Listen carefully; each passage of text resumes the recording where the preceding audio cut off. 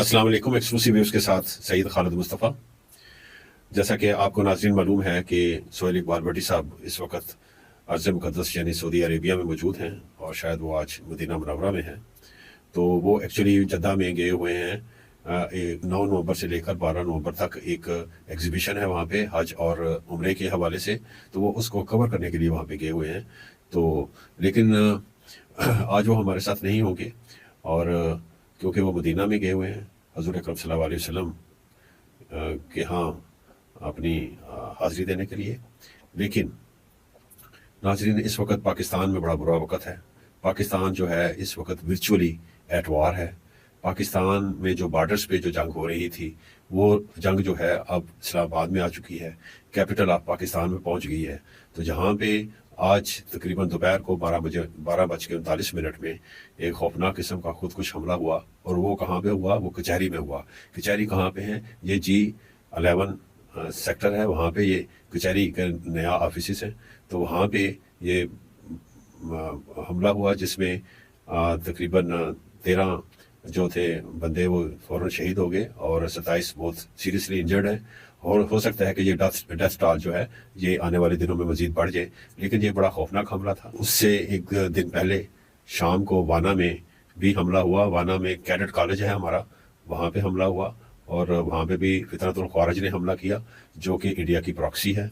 और उनकी कोशिश थी कि वो कैडेट कॉलेज में दाखिल चले हो जाएं, जैसा कि APS कॉलेज में वो अंदर चले गए थे और उन्होंने कत्लेआम किया था बच्चों का। इस तरीके से वो वहाँ पे भी जाना चाहते थे और पूरे अमले को और स्टूडेंट्स को हॉस्टेज बनाना चाहते थे। लेकिन खुशकिस्मती ये है कि ऑन टाइम जो इंटरवेंशंस सिक्योरिटी एजेंसीज ने की और तमाम जो तलबा हैं, 535 तलबा जो हैं और 40 जो टीचर्स हैं, वो सारे के सारे महफूज हैं। लेकिन जो 3 वहाँ पे जो टेररिस्ट हैं वो अंदर ट्रैप हो चुके हुए हैं। उन पे घेरा डाल लिया गया है। लेकिन वो सारी रात जो है अपने जो हैंडलर्स हैं अफगानिस्तान में उनके साथ वो टेलीफोन पे बातें करते रहे हैं। दो जो सारी मिलिटेंट्स हैं उनको पहले ही एलिमिनेट कर दिया गया है। और ये जो 3 मिलिटेंट्स हैं जो अंदर हैं, जो ट्रैप हो चुके हुए हैं, इनको किस तरीके से जिंदा पकड़ने की कोशिश की जा रही है, तो टाइम लगेगा। तो लेकिन वो जो फ़ोन पे जो बातें कर रहे हैं वो हमारी इंटेलिजेंस एजेंसी सुन रही हैं और वो अफगानिस्तान में अपने लीडर से और हैंडलर से बातें कर रहे हैं। तो उससे ये साबित होता है कि वहाँ पे जो हमला हुआ है वो फितरतुल ख्वारिज ने किया है। और जो इस्लामाबाद में हमला हुआ है, खुदकुश हमला हुआ है, इसकी अभी आइडेंटिफिकेशन का प्रोसेस जारी है। तो हो सकता है कि अभी कुछ घंटों में पता चल जाए कि ये जिसने हमला किया था ये कौन है, इसका वेयर अबाउट्स क्या है। तो सर्टनली ये भी फितरतुल ख्वारिज के ही जो लगता है कि उन्हीं का एहलकार था और उन्हीं के हाथों में ये काम करता था। तो उन्होंने भी खुदकुश हमला किया है। हुआ यूँ कि 12:39 में ये बंदा जो था बाहर इसने कोशिश की कि मैं कचहरी के अंदर दाखिल हो जाऊं, लेकिन वहाँ पे आपको पता है सेफ्टी गार्ड्स हैं और वहाँ पे सारा चेकिंग होती है, तो उसकी वजह से वो अंदर तो नहीं दाखिल हो सका।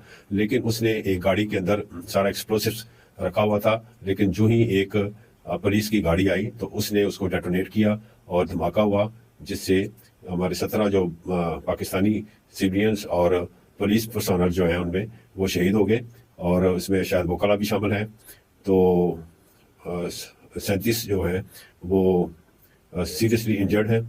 तो ये इतनी गम की बात है कि मुझे सच्ची बात है कि बोला नहीं जा रहा। लेकिन क्या करें, हम जर्नलिस्ट हैं, हमारी अपनी फीलिंग्स तो ज़रूर होती हैं, लेकिन हम जो हैं हमने रिपोर्ट करना होता है, हमने बताना होता है नाजरीन आप सबको कि पाकिस्तान जो है इस वक्त घेरे में है। पाकिस्तान मशरकी जो हमारी सरहदें हैं और मगरबी जो सरहदें हैं, इसमें इस वक्त दुश्मन जो है वो दोनों तरफ जो है बहुत तैयारी में है। और पाकिस्तान की जो आर्म फोर्सेस हैं, पाकिस्तान की आर्म फोर्सेस भी फुली अलर्ट हैं और हमने भी नोटम्स जो है वो जारी किया हुआ है। मुख्तलिफ जो हमारे इलाके हैं आज़ाद कश्मीर के और भी बड़े जो बॉर्डर एरियाज हैं, और हमारी जो एयरफोर्स है हाई अलर्ट में है, कल की हाई अलर्ट में बहुत ज़्यादा है। और आपको पता है कि इंडिया जो है राजस्थान और अपने गुजरात वाले एरिया में बहुत ज़्यादा मिलिट्री एक्सरसाइज कर रहा है और हमारे बॉर्डर से 50 किलोमीटर दूर है और बड़ी एग्रेसिव किस्म की मिलिट्री एक्सरसाइज कर रहा है, जिसको कहते हैं ना चढ़ाना किसी को, उस हवाले से। तो हमारी भी जो फोर्सेज हैं हाई अलर्ट में हैं और बॉर्डर में भी हमारी फोर्सेज हाई अलर्ट में हैं। ये जो पाकिस्तान में जो जंग हो रही है इसका ताल्लुक जो है फितरतुल ख्वारिज اور فطرت الہندوستان کے ساتھ ہے، یعنی BLA کے ساتھ، مجید گروپ کے ساتھ۔ مجید گروپ کو بھی فنڈنگ جو ہے انڈیا کر رہا ہے، فطرت الخارج کو بھی جو فنڈنگ ہے وہ انڈیا کر رہا ہے، اور ہم نے طالبان کے ساتھ کوشش کی 2 ثالث ممالک کی مدد سے، جس میں قطر تھا اور ترکیہ تھا۔ انہوں نے بہت زیادہ کوشش کی کہ مذاکرات ہو جائیں اور ہمیں کوئی ریٹرن فارم میں یہ شورٹی دے دیں طالبان کہ ہماری طرف سے اور ہماری زمین جو ہے پاکستان کے خلاف استعمال نہیں ہوگی، اور پاکستان میں کوئی بھی دہشت گردی ہماری زمین سے نہیں ہوگی۔ لیکن انہوں نے آخری لمحے میں، جب وہ سب مان جاتے تھے، جو مذاکرات میں لوگ شامل ہوتے تھے، لیکن جب افغانستان میں اپنے لیڈروں سے بات کرتے تھے تو وہ باہر جا کے وہ اپنی بات سے دوری اختیار کرتے تھے اور کہتے تھے کہ نہیں جی یہ نہیں ہو سکتا، ہم کسی قسم کی کوئی ریٹرن گارنٹی آپ کو نہیں دے سکتے۔ لیکن ابھی دوبارہ جو ہے ترکیہ سے بھی کچھ کیبنٹ ممبرز آ رہے ہیں، اور صدر اردوغان جو ہے وہ انہوں نے بھیجے ہیں، اور ساتھ ان کا جو انٹیلیجنس چیف ہے وہ دوبارہ آ رہا ہے، اور وہ چاہتے ہیں کہ یہ جو سلسلہ مذاکرات کا ٹوٹا ہے طالبان کے ساتھ، یہ دوبارہ شروع ہو۔ لیکن میں یہ کہوں گا کہ طالبان جو ہیں وہ اس وقت ٹوٹلی جو ہیں وہ انڈیا کی پراکسی بن چکے ہوئے ہیں اور انڈیا کے ہاتھوں کھیل رہے ہیں۔ انہوں نے مودی کو اپنا ماں بنا لیا ہے، اور ان کے صرف وار اکانومی ہے، وہ صرف لڑنا جانتے ہیں، وہ کسی کے ہاتھوں بھی استعمال ہو سکتے ہیں۔ انڈیا جو ہے وہ پاکستان کے خلاف ان کو استعمال کر رہا ہے، $3 بلین کا اس نے ان کو نعرہ لگایا ہے، اور اس کے علاوہ وہ موساد بھی وہاں پہ بہت زیادہ ایکٹیو ہے۔ اور میں یہ بھی کہنا چاہوں گا کہ آج ہی UN میں جو ہمارے مستقل ریپریزنٹیٹیو ہے پاکستان کے، انہوں نے بھی اس چیز کو ایجیٹیٹ کیا ہے کہ جو وہ اسلحہ استعمال کر رہے ہیں طالبان، وہ والا اسلحہ استعمال کر رہے ہیں جو کہ نیٹو فورسز وہاں پہ چھوڑ کے گئی تھی، US سے چھوڑ کے گیا تھا، بڑا سوفسٹیکیٹڈ اسلحہ ہے ان کے پاس، اور وہ پاکستان کے خلاف استعمال کر رہے ہیں۔ بلکہ نہ صرف کر رہے ہیں، بلکہ جو دوسرے جو ممالک ہیں جیسے ازبکستان ہے، ترکمنستان ہے، ایران ہے، تو وہ بھی جو ہیں ان کی وجہ سے پریشان ہیں، کیونکہ ان کے پاس بہت ہی سوفسٹیکیٹڈ اسلحہ آ چکا ہوا ہے، جس کی وجہ سے وہ پاکستان پہ بھی حملہ آور ہوتے ہیں، اور جو دوسرے جو ممالک ہیں وہ بھی جو ہے نا اپنے آپ کو ولنریبل فیل کرنا شروع کرتی ہے۔ تو اس حوالے سے جو ہمارے مستقل جو ریپریزنٹیٹیو ہیں UN میں، آج انہوں نے اس چیز کو ایجیٹیٹ کیا وہاں پہ، اور کہا کہ ان کو ایک تو یہ انلیگل اور انلیجیٹمیٹ جو ہے طالبان کا رجیم ہے، اس کے خلاف ایکشن لینے کی ضرورت ہے، اور جو اسلحہ وہاں پہ چھوڑ کے چلے گئے ہیں نیٹو فورسز، وہ اسلحہ ان سے حاصل کرنا چاہیے۔ تو دوسری بات بھی یہ میں کہنا چاہوں گا کہ پرائم منسٹر آف پاکستان نے بھی آج بین الاقوامی اسپیکر کانفرنس میں بھی اس بات کا اظہار کیا ہے کہ پاکستان نے بڑے مواقع دیے ہیں طالبان کو، پاکستان امن کے ساتھ رہنا چاہتا ہے، لیکن اس کا مطلب یہ نہیں ہے کہ کوئی ہم سے کوئی زمین مانگے تو ہم ان سے زمین دے دیں، اور وہ اپنے خاص قسم کا برانڈ جو اسلامک برانڈ ہے اس کے مطابق وہ جو ہے وہاں پہ اپنی سلطنت بنا لے۔ یہ ناممکن ہے۔ یہ پاکستان کی سرزمین پاکستانیوں کی ہے، یہ ہماری زمین ہے، یہاں پہ ہماری ریٹ چلے گی، گورنمنٹ آف پاکستان کی ریٹ چلے گی۔ طالبان جو ہیں وہ افغانستان کا آؤٹ فٹ ہیں، طالبان میں اور افغان طالبان میں اور تحریک طالبان میں کسی قسم کی کوئی بھی ذرا برابر بھی تفریق نہیں ہے، یہ دونوں ایک ہیں، اور یہی وجہ ہے کہ طالبان جو افغانستان کے طالبان ہیں انہوں نے کہا تھا پاکستان کو کہ اگر آپ کابل پہ حملہ کریں گے تو ہم اسلام آباد پہ حملہ کریں گے، تو آج انہوں نے کیا ہے، اور انہوں نے TTP کو استعمال کیا ہے، تو اس کا مطلب ہے TTP ان کے کنٹرول میں ہے۔ تو جب ہم انہیں کہتے ہیں کہ آپ کے وہ کنٹرول میں ہیں تو آپ ان کو لگام دیں، یا ان کو پاکستان کے حوالے کریں، یا ان کو کہیں کہ وہ پاکستان جو افغانستان کی سرزمین ہے وہ استعمال نہ کریں ہمارے خلاف ٹیررسٹ ایکٹیویٹیز کے حوالے سے، لیکن وہ کر رہے ہیں۔ تو یہاں پہ جو افغان طالبان جو ہیں وہ ان کی منافعت کھل کے سامنے آ جاتی ہے۔ یعنی اب دوبارہ جو ترکیہ ہے وہ چاہتا ہے کہ مذاکرات شروع ہوں۔ ہمیں ترکیہ اور قطر کی نیت میں بالکل شک نہیں ہے، وہ ہمارے برادر ملک ہے، وہ چاہتے ہیں امن ہو، استحکام ہو اس ریجن میں، لیکن انہیں یہ بات سمجھنی چاہیے کہ ہم نے جو بھی باتیں ان کے ساتھ کی ہیں، مذاکرات کیے ہیں، ہم نے سارے ثبوت اس کے سامنے رکھے ہیں، دونوں ممالک کے سامنے، طالبان کی جو مذاکراتی ٹیم تھی اس کے سامنے۔ وہ مان بھی جاتے تھے، لیکن جب وہ مذاکرات کے کمرے سے باہر نکلتے تھے تو وہ اپنے لیڈروں سے جب ہدایات لیتے تھے تو وہ صاف جتنا بھی اتفاق کے رائے پیدا ہو چکا ہوتا تھا وہ اس کے خلاف آ کے بات کرتے تھے، جس وجہ سے تمام مذاکرات انکلوسیو رہے، ان کا کوئی حتمی جو رزلٹ ہے وہ سامنے نہیں آ سکا. تو اس وجہ سے یہ سارا جو ہے نا مذاکرات کا جو ایپیسوڈ تھا وہ ناکام ہوا. لیکن اب دوبارہ ترکیہ چاہتا ہے کہ پاکستان جو ہے دوبارہ طالبان کے ساتھ مذاکرات کرے. ہمیں مذاکرات کرنے میں کوئی پریشانی نہیں ہے، لیکن ہمیں ساتھ ساتھ اپنا اگریسو پوسچر جو ہے وہ قائم دائم رکھنا چاہیے. جو بھی وہاں پہ طالبان یا قندھار میں ہیں یا جو طالبان کے فیکشنز کابل میں ہیں، یہ سارے کے فیکشن جو ہیں یہ پاکستان کے خلاف یونائٹڈ ہے. لیکن پاکستان میں تمام قوتیں وہ یونائٹڈ نہیں ہیں. کے پی کے میں جو پی ٹی آئی کی گورنمنٹ ہے، اب ان کو چاہیے کہ وہ پاکستان کے ساتھ جو پاکستان کا موقف ہے اس کے ساتھ کھڑے ہو جائیں، یونائٹڈ ہو جائیں، تاکہ ہم طالبان جیسا جو ایک مانسٹر ہے اس کے خلاف صحیح معنوں میں لڑائی کر سکیں. اور یہی راستہ ہے، ہمیں سیاسی آہنگی جو ہے وہ پیدا کرنے کی شدید ضرورت ہے. تو میں چاہوں گا کہ جتنی یونٹی افغانستان میں طالبان کے فیکشنز میں ہے، اتنی یونٹی ہمیں پاکستان میں بھی ہونی چاہیے، تاکہ ہم یہ ہمارے اندر اتحاد پیدا ہوگا تو ہم جو ہے اپنے دشمن، ایک مشرقی سرحدیں ہماری خطرے میں ہیں، مغربی سرحدیں ہماری خطرے میں ہیں، تو تب جا کے ہم صحیح معنوں میں جنگ لڑ سکیں گے.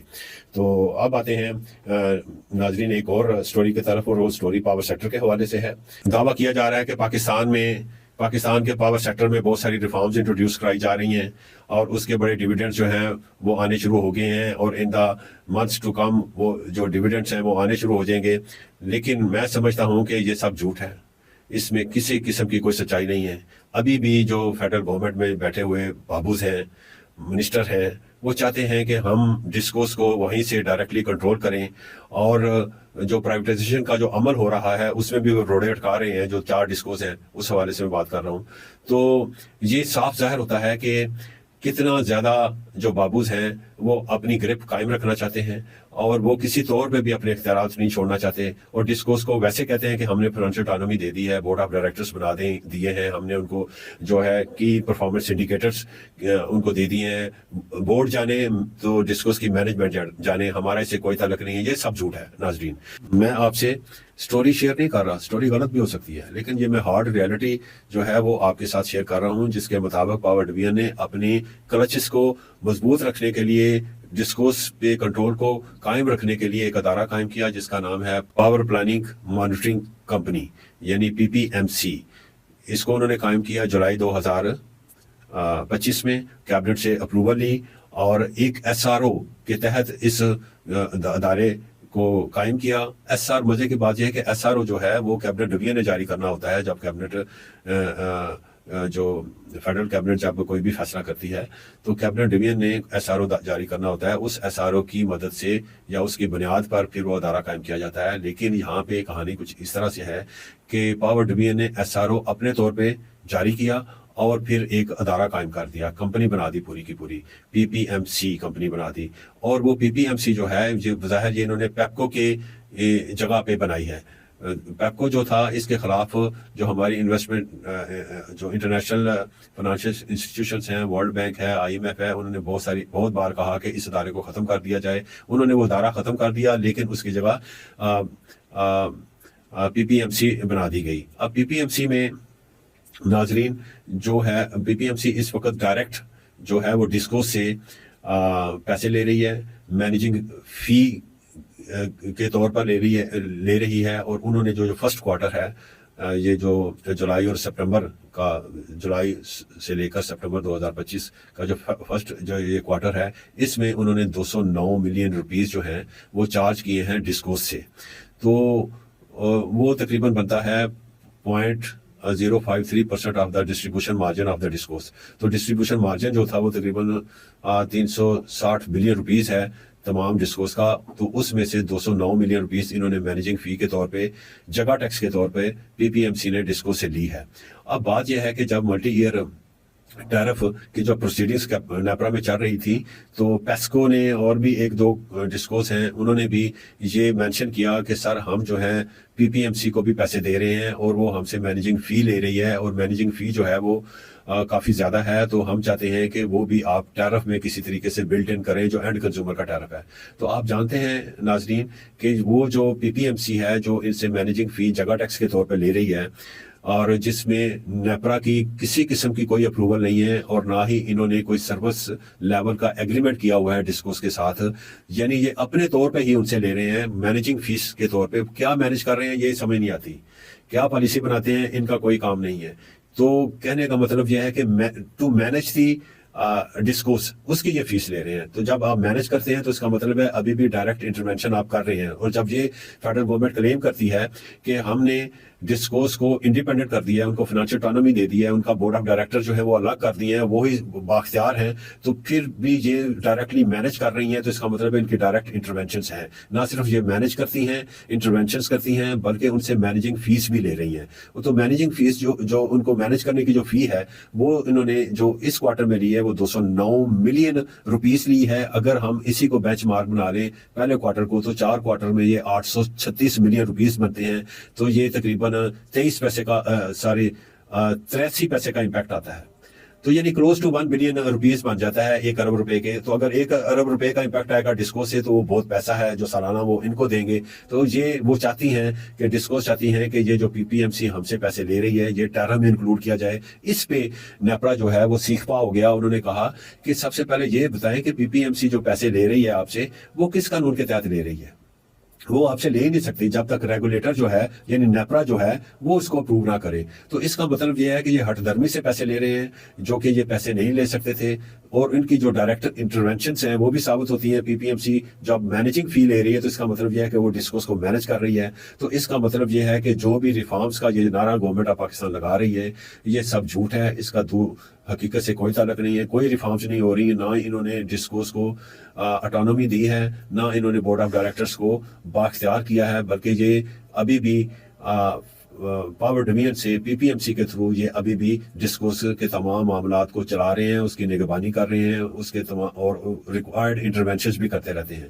تو میں نے یہ بتانا تھا کہ ہنوز دلی دورست ابھی تک جو ریفارمز ہیں اس کا صرف دعویٰ ہے, اس کا حقیقت سے کوئی تعلق نہیں ہے. تو ناظرین یہی تھی آج کی اسٹوریاں. تو میں اب آپ سے اجازت چاہوں گا, اور اجازت لینے سے پہلے دوستوں میں آپ سے یہ گزارش کروں گا کہ آپ سبسکرائب کریں ہمارے چینل کو اور اس کو فارورڈ بھی کریں, کیونکہ ہم حقیقت میں سچی اسٹوریاں آپ سے شیئر کرتے ہیں, صحیح اسٹوریاں شیئر کرتے ہیں, اور بیسڈ آن ڈاکومنٹس ہم جو ہیں اسٹوریز آپ کے ساتھ شیئر کرتے ہیں. تو سچ کو شیئر کرنا صدقہ جاریہ ہے. اسی کے ساتھ ہی میں آپ سے اجازت چاہوں گا. السلام علیکم.